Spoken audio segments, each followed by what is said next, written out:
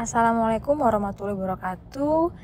Di sini kami dari kelompok ulcer akan mempresentasikan materi terkait stomatitis aftosa rekuren et regio labial kanan bawah.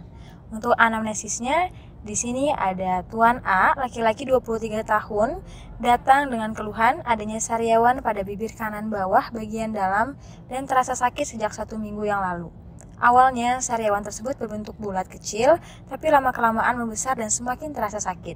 Pasien juga mengeluhkan bahwa sariawan seperti ini sering terjadi dan berulang. Pada hasil pemeriksaan, di mana di sini pasiennya untuk riwayat penyakit gigi dan mulut terdapat karies pada gigi 48, untuk riwayat penyakit sistemiknya disangkal, riwayat penyakit terdahulu juga disangkal, riwayat penyakit di keluarga juga disangkal. Pada pemeriksaan umum dan tanda vital, di mana pasien kompos mentis, afebris, terdapat nyeri sedang dengan tekanan darah 120/90, lalu nadi 80 kali per menit dengan respirasi 24 kali per menit, dan tinggi badannya 178 dengan beratnya 70 kg. Dan pada pemeriksaan ekstra oral, pada palpasi dari kelenjar getah beningnya terdapat submandibular kanan yang teraba dan tidak sakit.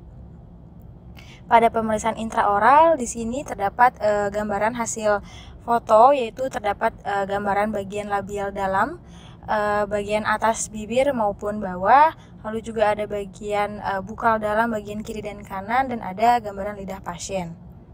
Dan di sini dapat terlihat bahwa adanya ulkus putih berbentuk oval dengan tepi kemerahan berukuran kurang lebih 5x7 mm pada bagian labial dalam bibir bawah sebelah kanan dekat dengan gigi 43.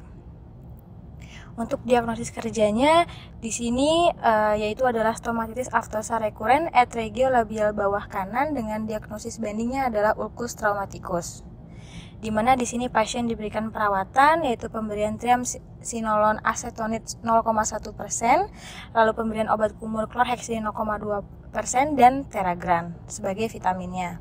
Dan pada kontrol 1 minggu kemudian, pasien datang kembali dengan gambaran sudah terlihat adanya perbaikan jaringan pada bagian labial regio kanan bawah pada bibir dalam pasien.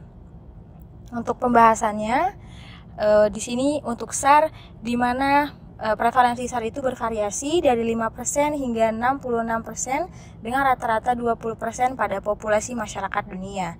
Di mana SAR ini dibagi menjadi 3 kategori, yaitu ada SAR minor, SAR mayor, dan SAR hypertiform. Di mana di sini dibedakan berdasarkan predileksi gender, morfologi, distribusi sebaran, lalu ada jumlah dari ulcernya sendiri, ukuran maupun prognosisnya. Di mana yang paling ciri khas untuk SAR minor, di sini untuk jumlah lesinya biasanya 1 sampai 5 lesi, untuk SAR mayor di sini 1 sampai 10 lesi, dan untuk SAR hypertiform di sini 10 sampai 100 lesi. Untuk ini adalah gambaran klasifikasi SAR-nya, dapat dilihat pada gambar, dan ini untuk gambaran histologi pada SAR. Di mana etiologi terjadinya SAR di sini dapat dipengaruhi oleh genetik, trauma, defisiensi nutrisi, hormonal, stres maupun imunodefisiensi. Dengan diagnosis banding SAR yaitu di sini ada Crohn disease, erythema multiforme, Behcet disease, Stevens-Johnson syndrome, PVAPA maupun infeksi HSV. Dan perawatan pada SAR yang dapat dilakukan di sini harus meliputi edukasi kepada pasien, instruksi dan pemilihan pengobatan yang tepat seperti pemberian obat kumur, multivitamin maupun obat pereda rasa nyeri pada pasien. Dan untuk kesimpulannya, di mana diagnosis lesi pada pasien ini adalah stomatitis aftosa rekuren et regio labial kanan bawah, di mana untuk etiologinya masih belum diketahui dengan pasti dan seringkali multifaktorial. Beberapa faktor seperti trauma, genetik, stres, hormonal, imunodefisiensi, dan defisiensi nutrisi diduga sebagai faktor predisposisi terjadinya SAR.